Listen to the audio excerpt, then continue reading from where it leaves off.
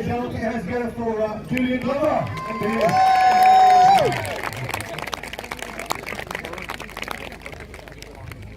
Julian, pick your chair. Wisely. In the middle, wherever you like. Ladies and gentlemen, Mr. James Crossbow.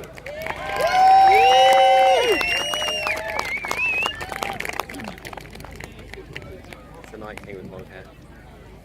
Mr. Icy Death himself, ladies and gentlemen, Mr. Richard Brake.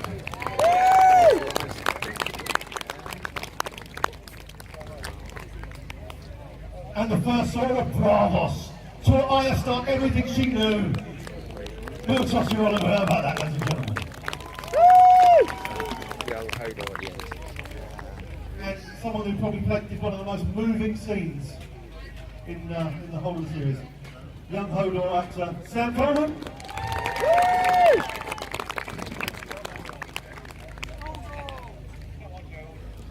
And of course, flown in especially from Belfast today, Ian McElhenney. What a story this one is.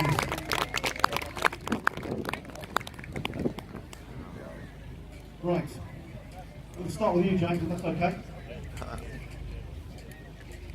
Right, this is from Scott Turner in Herne Bay. James, now you've been involved in some major productions, some big ones, ranging from Braveheart to Troy to Highlander. Now how does Game of Thrones compare? Obviously it was a series, but how does it compare in the sense of scale to this? There's been huge changes in the entertainment industry. You know, when we guys, most of us started off, it was, you know, feature films were big and television was a minor player, but now with the new platforms, Netflix, Amazon, HBO, etc., this is the area where there's huge audiences, and they have more money than anyone else, so they can buy the best writers, best directors, best actors, and that's the future. And something like Game of Thrones is not only on par with major movies, it's much bigger. It's extraordinary, and the use of CGI has been impeccable. So yeah, it's a very different world that we're working in these days. Good, thank you. Second question to you, Jake. Now, throughout the series, the Mormonts proved to be the bravest of the brave. Now, I asked you this earlier. I asked James earlier, what was his reaction when Jeor Mormont died with the giant, spectacularly? And he said, I'm not cynic. No. In fact, that was, if you give it out to Star, she definitely went out to Star Jeor Mormont. Now, many of the scenes were filmed in Iceland, is that right? Yeah. Now, they looked really uncomfortable, some of these. Was that for real? It was. Iceland is the most extraordinary. I don't know how many of you have been there, but we filmed in the winter, so there was only 4 hours of daylight that we could film in. So it was all pretty rushed, and I've never experienced cold like it. It was on a different level. You know, not only were we wearing our costumes with all the fur and leather, but underneath we had terrific thermals, and we were still bitterly cold within about half an hour. And it was quite arduous, but I wouldn't have swapped it for anything. I remember the chef from the hotel took me out, and he took me to an ice field, and we climbed down a cave through the ice, and then went swimming in an underground lake that was as warm as bath water. It was quite extraordinary. But I tell you, if something had grabbed my leg, I would have died of fright. Brilliant. Now, I know you get asked this often at conventions, but if you could have played any character, would you have chosen another character to play? That's a tough one, because I really liked Lord Mormont. He had a lot of qualities which I don't possess, but it was great to play a man with such a sense of honour and integrity. So I would have stuck with Lord Mormont. Okay, fair enough. Now, finally, many of the cast have been meeting an end recently. Who do you think will end up on the throne? Yeah. I think when I gave Longclaw to someone, I think Longclaw is that's a good clue. I think that's just a guess. But that's my Okay, we'll take that. Thank you very much. James Pycelle, ladies and gentlemen. Right, we're going to go to this icy fellow over here. Richard, now, do you want to tell the audience a little bit about your travels to get here today? That I came from I didn't have to come as early. I thought I was going to arrive this morning, but I had a little more time. It wasn't as bad. Richard has flown especially from the US. Did you arrive this morning? No, I originally was going to. Oh. Which was, yeah, but Well, we're very I grateful was for able you, to change that. Really grateful for you. Otherwise, I'd be probably asleep in this chair right now. Right, okay, first question, Richard. The Night King, now, up there with perhaps Darth Vader as one of the baddest to hit any screen size. When did you know you got the part, and did you have any idea of the scale of the character you would play? First off, Night King would kick Darth Vader's ass. Let's just get that straight. I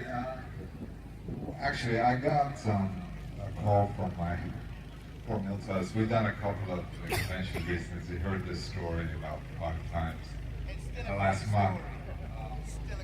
But I got a call from, I apologize if I swear, I'll try not to, but I'll try. I got a call from my agent, and they said, I auditioned actually for this show, Public Match, and I didn't get it. And then I got this call, and she said, well, the character is completely covered in prosthetics, he doesn't speak, and he's probably going to be on screen for about 5 seconds. And I thought, what the?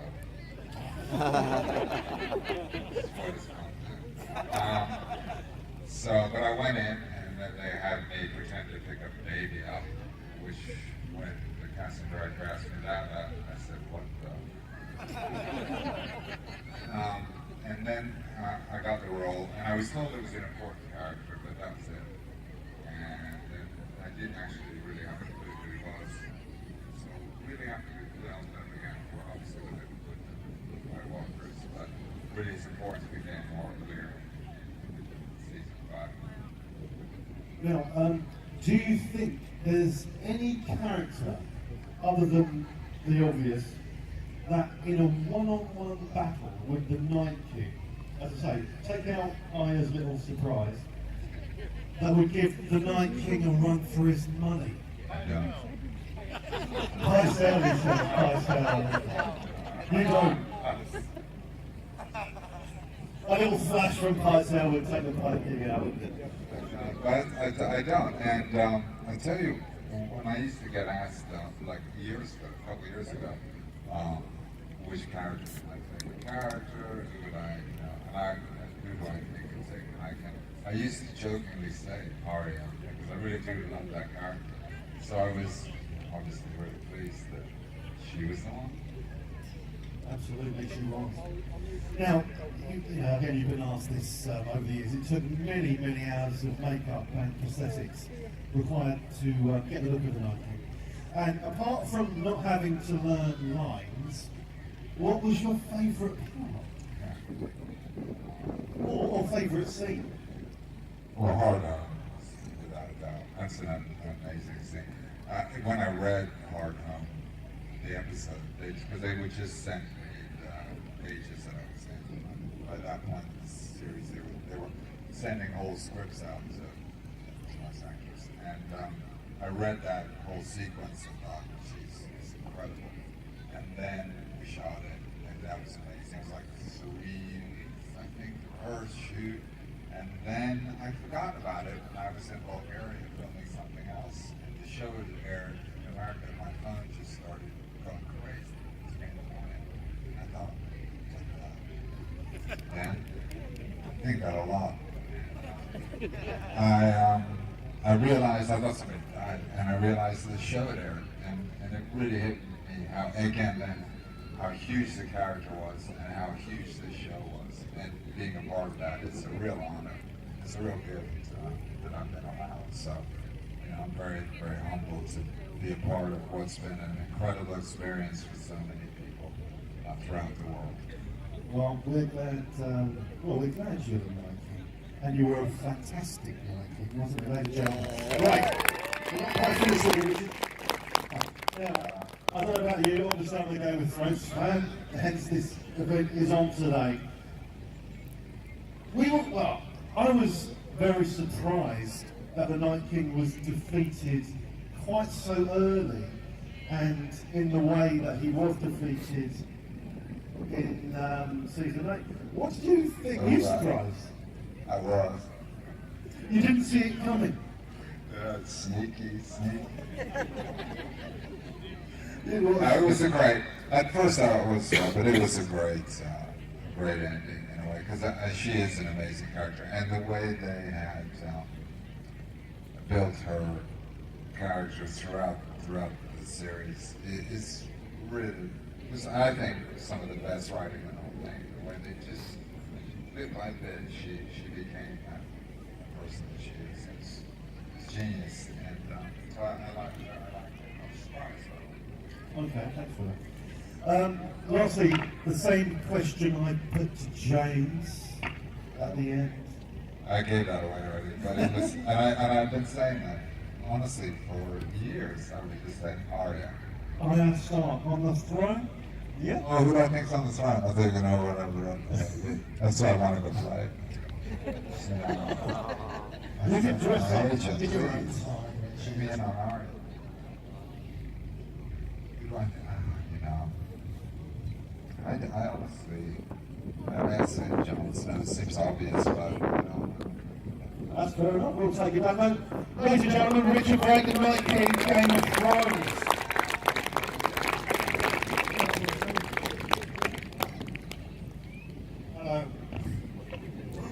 Julian. Now, you've also been involved in some massive films, you know, ranging Star Wars, Indiana Jones. Why was Game of Thrones so different, and why is it such a phenomenon? Because I was in it. No, come on. It's a quite extraordinarily wonderful series, and we had no idea when we went into it. Certainly people in episode 1, when we sat around that table, we had no idea. The whole thing was a vast experiment, and to see what happened to it is quite remarkable. I think everything about it is almost perfect. Certainly the acting on a very, very high level. Look at these people next to me. I mean, really, and then the Sean Bean and people came in, Guy Rigg, really, really high level of acting. Fantastic set direction, absolutely amazing situations they put us into, the locations they put us into, all over the world. And the scripts, and you're quite right, they were absolutely insistent that we say exactly the words in the script. They wouldn't deviate by one syllable, and it was jolly annoying sometimes. But then when you saw it, you realised it was completely essential. I wouldn't say it's like Shakespeare, but it's like Shakespeare in that you've got to get every word right. And I was so honoured to become a part of this extraordinary family. And I think I'll repeat the word that you used, honoured to be in it. Took me 3 auditions, mind you, and someone being terribly ill, I had to replace. That's the only way I got in. But fortunately he got better and he got another part later on, so I can tell that story. Now, the character of Grand Maester Pycelle was an unusual one. Was there anything you liked about the character, or did you find him rather vile? Violent? Oh, vile. It's very interesting. I know what I think about him. People are divided about Pycelle. They either think he's a terrible old fart or quite a nice old fart. I prefer the latter. He's someone who's, let me tell you, very beginning, it won't take long. I got really, after 2 weeks, really bored sitting at that table with all of us people talking about the nearest people. And I making the odd stupid remark. And I went to the writers and said, this won't do, sorry. I don't want to do any more of this. It's tiresome. Can't you find anything better for me to do? And they did. They found that thing of me being actually, as it were, two people. In my private life, I was someone who was quite active, particularly with the women. And if anybody's as good as Pycelle at the age of 102 with women, I want to meet him. And they found that for me, which wasn't dwelt on very much, but I knew it inside myself what he was. And that gave me a tremendous spur. And that's why he survived, frankly. No, not by doing it with the women. By, I don't know, maybe it was that. By thinking young and keeping going, and being not someone that was really worth getting rid of.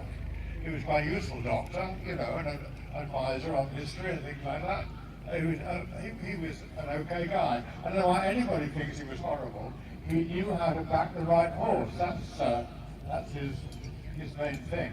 That's why he was 102 years old, because he knew how to do it. He knew how to survive this slaughterhouse, which was Game of Thrones. And I loved it. Very well. Now, we've heard that you particularly enjoyed working alongside Peter Dinklage. Oh, please, yes. What did you find endearing about him? Well, he's a very nice fella. He's a funny fella. He's a brilliant actor. I've seen him many times before. I thought the casting of him was simply inspired. As I say, the casting was inspired all round.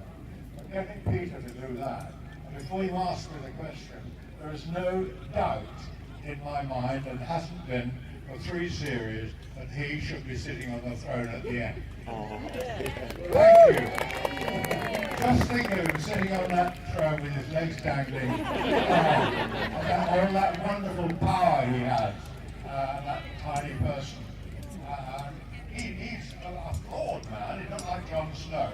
Jon Snow, what a bore. And if it's going to end up with Jon Snow and Daenerys on the throne, I'll throw my hat into the ring. It would be such a cop-out. Anyway, there you go. Okay, well, you've kind of answered that. So let's say, I guess, it's Peter Dinklage for you, for the throne. I mean, completely, yes. I think for 3 series I should say that. It's got to end up with him. He knows more about it than anybody. He's all about the ins and outs, and he's a bright person, and he's a good person. He might have done some bad things, all good people have, but he's a good person, and he would run that country really well. But of course, he won't get it. Ladies and gentlemen, Jimmy Law.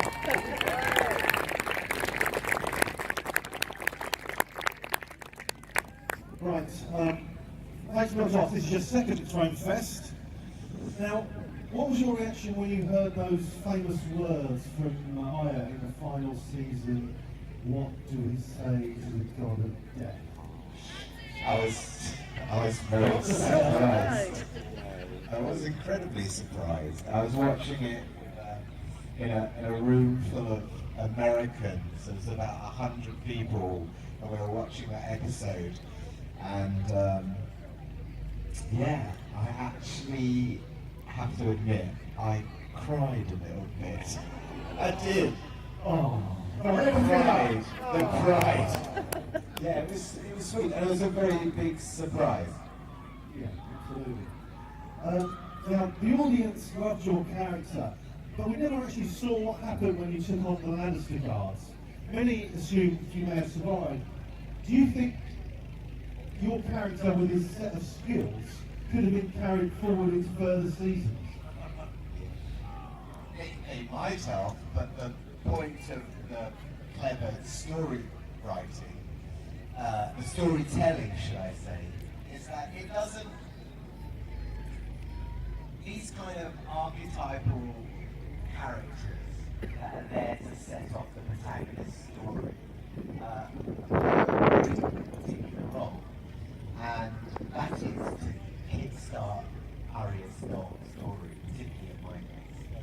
So there is no reason for him to hang around because it's not his story, it's Arya's. But we wanted him to hang around, didn't we? Yeah. We'll have a word with that, David. And It's the same thing with Obi-Wan Kenobi in Star Wars. You know, he is just there to kick off Luke's, story. Now, you're doing a swords masterclass in here very shortly. How many weeks or months of personal tuition does it take with all the directors and, of course, your own trainer, I expect? Thought you were up to the standard. They actually asked me if I had experience before they gave me the job. I could have been lying, but they obviously believed me.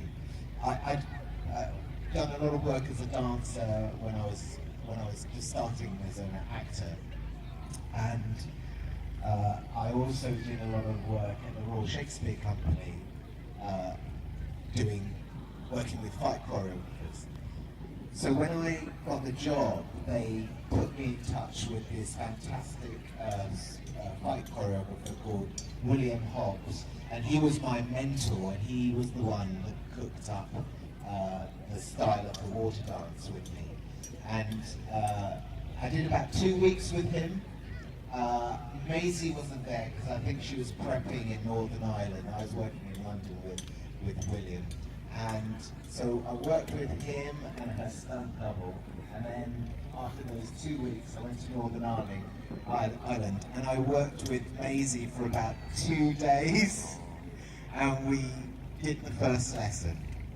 And David and Dan came up with the director at the time and wanted to see the scene, and we hadn't rehearsed the scene, we'd literally just been working out the moves. So we looked at each other and realised we were going to just improvise it, and we did it, and they went, "That's perfect, just put a bit more tango in it." They wanted more dance in it. So that's how we did it. And I have to say that unfortunately William Hobbs died last year, but he was an amazing man. He'd been creating sword fights in film and TV and stage since the 70s. And that leads me on to my next question, actually. We're talking about Maisie. Now, she looks like she's a bit of a loose cannon in your life. What was she like to act with? She was 13 years old. She'd never done any professional acting before, and she was amazing. She is one of those people. As an actor, I'm only speaking for myself, because these people are experienced and, they've done a lot of work.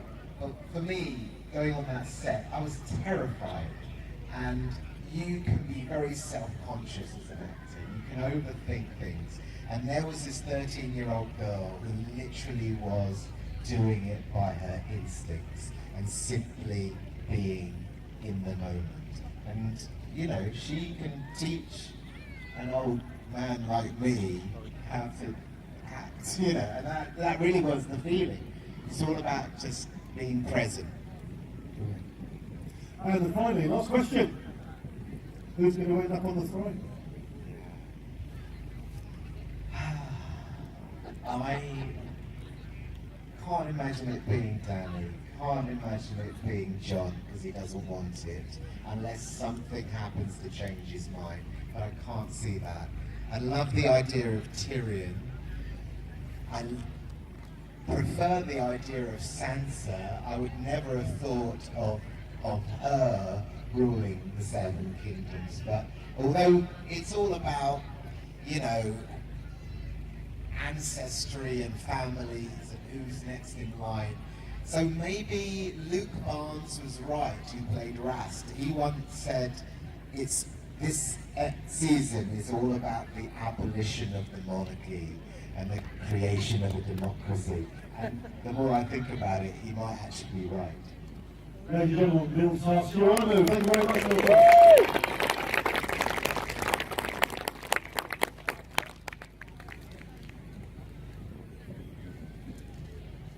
Right, big thanks to Ian, who's furloughed from Belfast to join us this weekend. Now, Ian, what are you surprised, or what went through your mind when you were cast as one of the finest swordsmen of the Seven Kingdoms? I don't think I was absolutely right. Long history of sort of like doing fight scenes in the theatre and stuff like that. No, actually, the great relief was that it was broadswords and not fencing. Fencing, you know, there's a lot of dancing around, a lot of fancy work, and I wouldn't have cared for that. But with the broadsword, basically, you've got 5 points of a clock. Down there, up there, up there, down there, up here, and down there, and that's it. So you can get into it quite quickly. But the big thing, of course, is that those swords are long and they're heavy.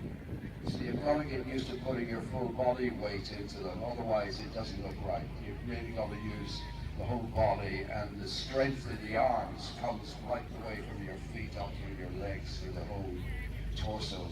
And that's the only thing really you have to sort of focus on. And you as well, you've been involved in some big production, including Star Wars Rogue One, Yeah. amongst other things. But when filming started for Game of Thrones, did you have a spider sense it would get to you?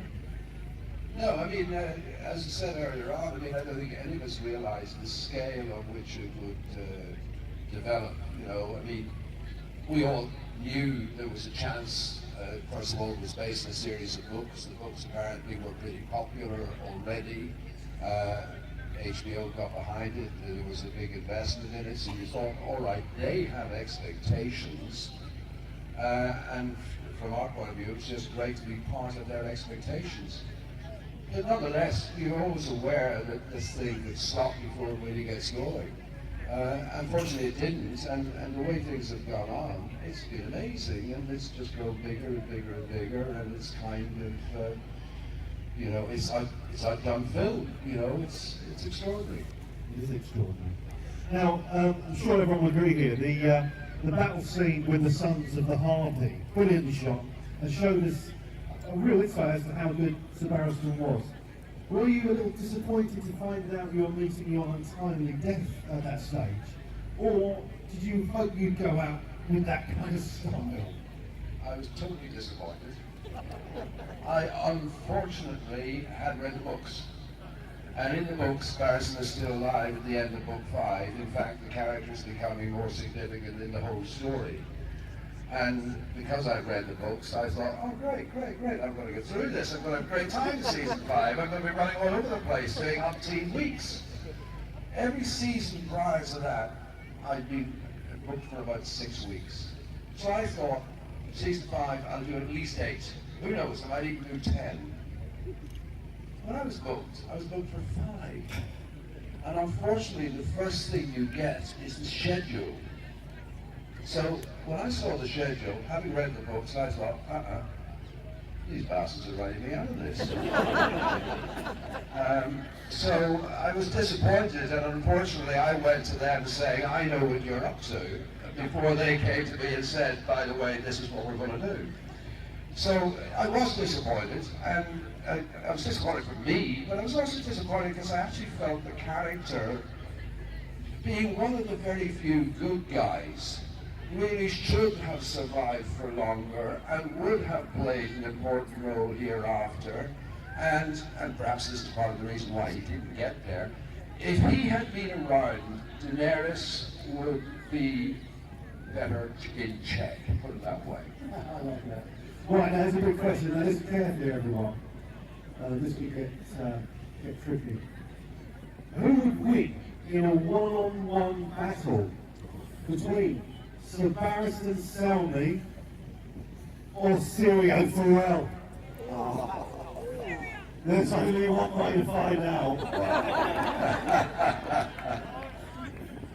Now he can dance away if he wants. I just stand still and sword him. Brilliant.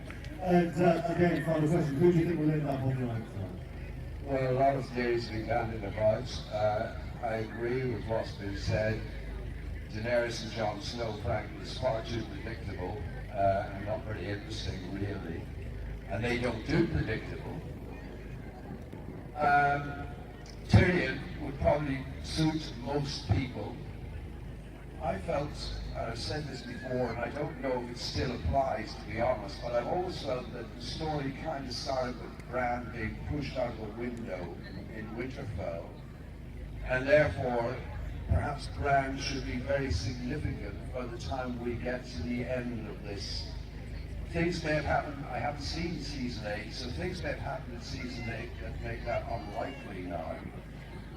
I think to satisfy everybody, you can't put anybody on the throne, so I'll tell you what, just destroy the whole place. Ladies and gentlemen, Ian McElhinney.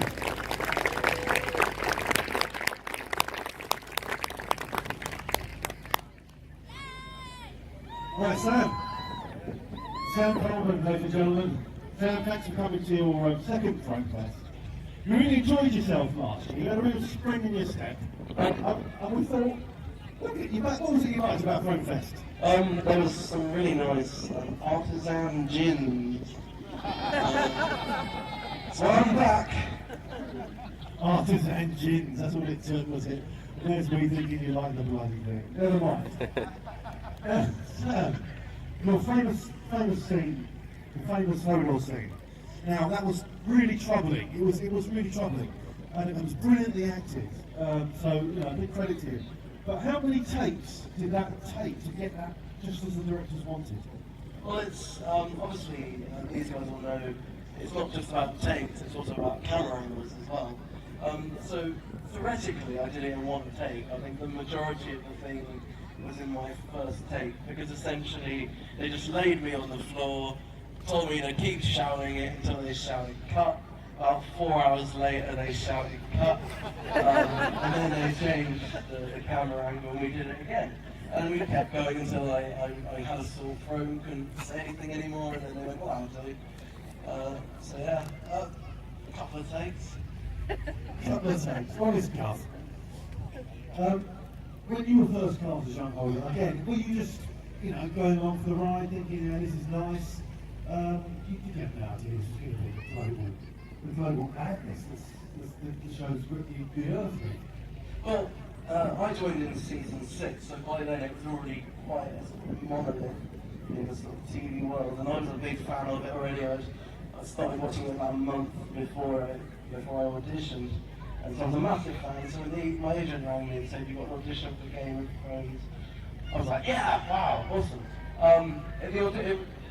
The character was called Young Stable Boy, or no, Large Young Stable Boy. So I thought that's my casting bracket. But when I arrived at the audition, all the other people there were about 12 or 13, and obviously I was 18 at the time. So I thought, what's my agent doing? This is clearly for like 12 and 13-year-olds, and they're there with their mums and dads, and there's 18-year-old me sitting there looking a bit out of place. And I thought, well, I'm not going to get this job, but it's Game of Thrones, so I might as well show them what I can do.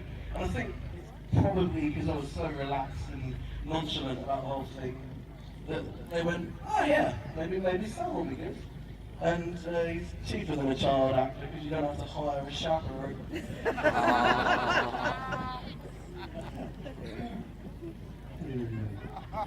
Now, you met Christian then, Hodor actor, last year at Thronefest. Would you like to sing him in the shows for longer? Or was every death just necessary? Because, I don't know about you, like, when we saw the Night King and his army coming, everyone was going, oh, I wonder if Hodor would come back from the dead and be alive, that would be cool. But, could he have gone on for longer? Well, no, his death was very necessary because it paid my rent. But, no, I think it would have been cool to see Hodor come back as a White Walker. But also, like, he was one of the only, like, truly good-natured, honest, kind, loving beings in the show, and not a bad bone in his body. So to turn him into a White Walker would be pretty cruel. Sorry, this is my mind. What's wrong with that? Anyway, your tip for the throne, Sam. Oh, I like Miltos' thinking a lot. Arya would be good. Sansa would be great. Robin Aaron's still about. He's in the Vale somewhere. But obviously, I'd like to see the abolition of the monarchy and a democracy installed. That'd be great, but I don't think that's going to happen. So what name? Who's the money on? Syrian. Syria. Syrian Maester. I reckon, yeah, you can stick us on there. Right, ladies and gentlemen, let's overrun slightly. Can we have a huge round of applause for our guests today? If you'd like to follow the lovely Stark stewards, these other gentlemen are going to be having some lunch. Syrio is going to be starting his masterclass. You'll see him in action here. Our guests are having some lunch until just after 2 o'clock, after which time, if you want a selfie, just £10, great value with these guys, and autographs, pop in there. Autographs range from £15 to £20. Once again, our Game of Thrones guests, ladies and gentlemen. Just after 2, yeah. Just after 2, thank you.